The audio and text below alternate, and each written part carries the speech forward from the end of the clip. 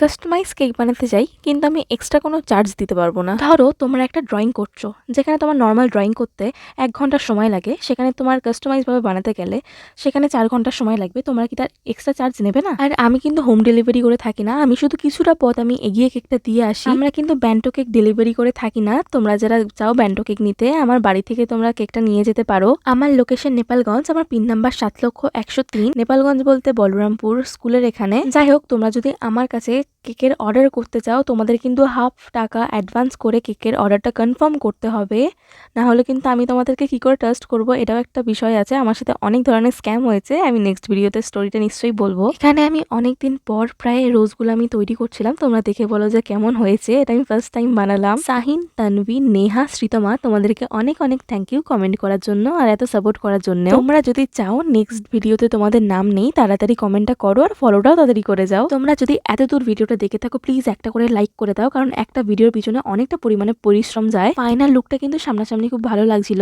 ব্যাস, আজকের জন্য টাটা।